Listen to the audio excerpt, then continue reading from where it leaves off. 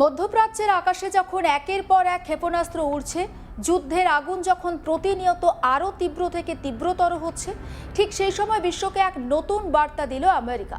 যুদ্ধের ষষ্ঠ দিনে আমেরিকা পরীক্ষামূলকভাবে উৎক্ষেপণ করল তাদের ভয়ঙ্কর পরমাণু সক্ষম আন্তঃমহাদেশীয় ব্যালিস্টিক ক্ষেপণাস্ত্র মিনিটম্যান-3, যাকে অনেকেই বলেন ডুমসডে মিসাইল বা সর্বনাশের ক্ষেপণাস্ত্র।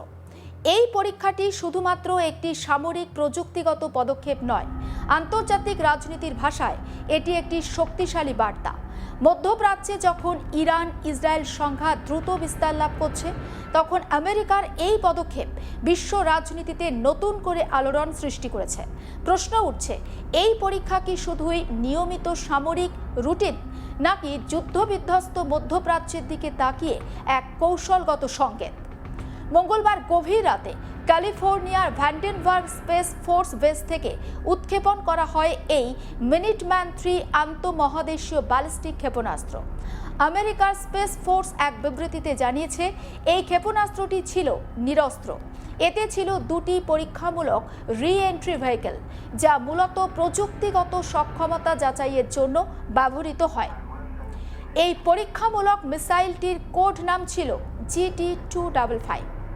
আমেরিকার স্পেস ফোর্স জানিয়েছে, এটি একটি দীর্ঘদিন ধরে চলা মূল্যায়ন কর্মসূচির অংশ। এর উদ্দেশ্য ছিল মিসাইল ব্যবস্থার বিভিন্ন প্রযুক্তিগত উপাদানের কার্যকারিতা পরীক্ষা করা। ক্ষেপণাস্ত্রটি উৎক্ষেপণের পর হাজার হাজার মাইল পাড়ি দেয়। শেষ পর্যন্ত এটি পশ্চিম মধ্য প্রশান্ত মহাসাগরের মার্শাল দ্বীপপুঞ্জের কাছাকাছি নির্ধারিত লক্ষ্যবস্তু এলাকায় আঘাত করে।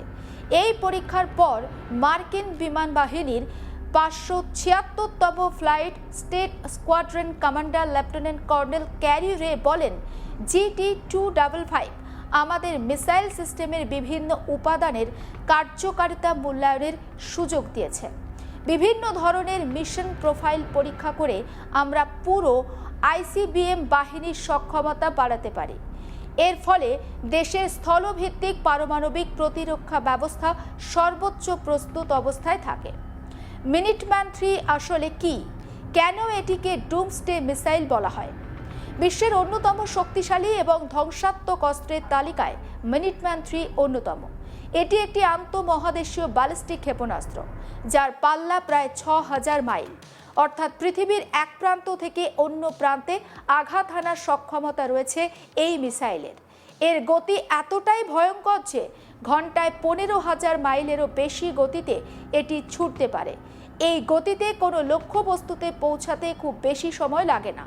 কয়েক মিনিটের মধ্যেই এক মহাদেশ থেকে আর এক মহাদেশে আঘাত হানতে পারে এই অস্ত্র।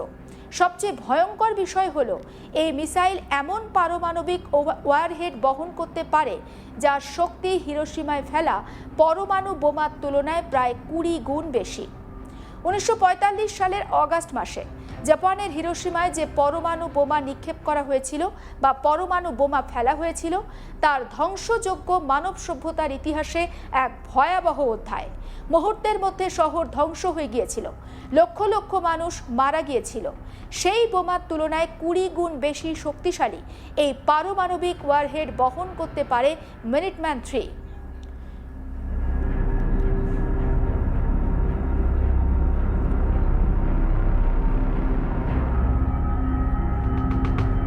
এই কারণেই এটিকে ডুমসডে মিসাইল বলা হয়, কারণ কোনো পারমাণবিক সংঘর্ষে এটি ব্যবহার করা হলে তার ধ্বংসাত্মক প্রভাব হবে অকল্পনীয়। এই মিসাইলের আরেকটি গুরুত্বপূর্ণ বৈশিষ্ট্য হলো এর জ্বালানি ব্যবস্থা। মিনিটম্যান-3 কঠিন জ্বালানি বা সলিড ফুয়েল ব্যবহার করে, ফলে এটি দীর্ঘ সময় ধরে প্রস্তুত অবস্থায় রাখা যায়।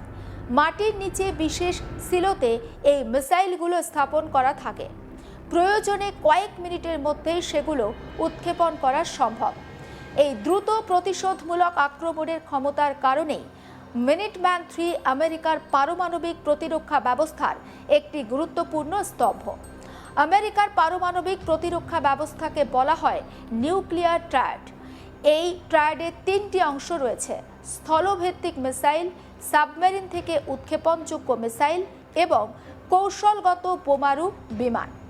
মিনিটম্যান-3 সেই ট্রায়াডের স্থলভিত্তিক অংশের মূল শক্তি। এই মিসাইলের আরেকটি অত্যন্ত গুরুত্বপূর্ণ প্রযুক্তি হলো মিরাভ, অর্থাৎ multiple independently targetable re-entry vehicles.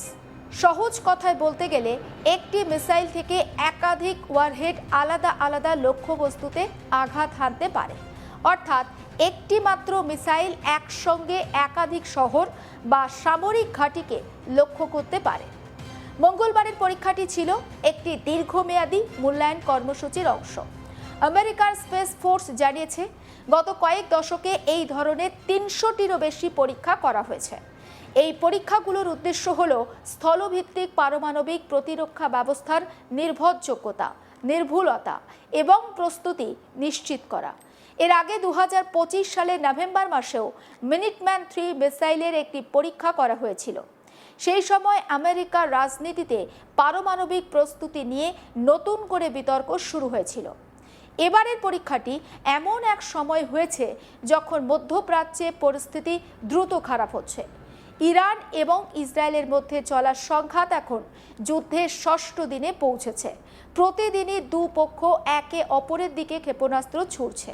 বৃহস্পতিবার ইরান ইসরায়েলের দিকে একের পর এক ক্ষেপণাস্ত্র ছুড়ে দেয়। মুহূর্তের মধ্যে ইসরায়েলের বিভিন্ন শহরে সাইরেন বেজে ওঠে।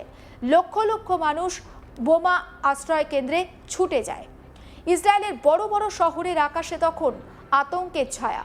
এই পরিস্থিতির মধ্যে আমেরিকার সেনেটে একটি গুরুত্বপূর্ণ প্রস্তাব নিয়ে আসা হয়, আর সেই প্রস্তাবে বলা হয়েছিল ইরানের বিরুদ্ধে আমেরিকার বিমান হামলা বন্ধ হোক। আমেরিকা কি সত্যি এই বিমান হামলা বন্ধ করবে, নাকি সেই বিমান হামলা তারা চালিয়ে যাবে? এই রকম সমস্ত খবরের আপডেট আপনাদের দিতে থাকবো এবং অবশ্যই নজর রাখতে হবে আজ তাক বাংলায়। সাবস্ক্রাইব করতে ভুলবেন না।